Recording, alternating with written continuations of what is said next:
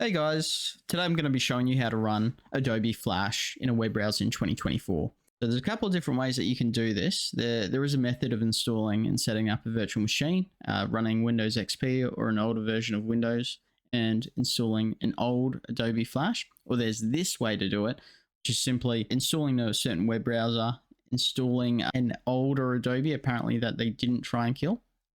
But I can't take credit for this. I found this on Reddit while I was scouring the internet for solutions, and here it is. So the step one is you just go to Palmoon and download the browser and install that. Download that, run through the installation. I've already got it installed. Step two is go to this archive website. You'll see flashplayer.msi here.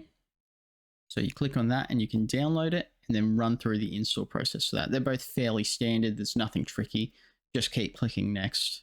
Same sort of stuff. So once they're installed, open up Palmoon and pretty much go to whatever website that you were trying to access that requires Flash.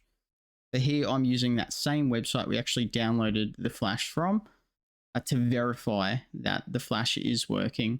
As I notice a lot of Flash websites with the games, they have their own sort of extension on the website built into the website that runs the Flash for you.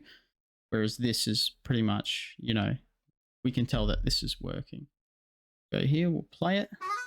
Stick man. Oh, you. And it's like you're back in 2010 again. Everything still works. So it does say that. Okay, let me close this. Hey guys, just wanted to add, if you do have any Flash programs on your computer, a way to set it up is you simply right click, open with, more apps, look for another, go down to Pale Moon, where the installation is, double click it, and then when you open it, it should open the browser and you'll be able to play it.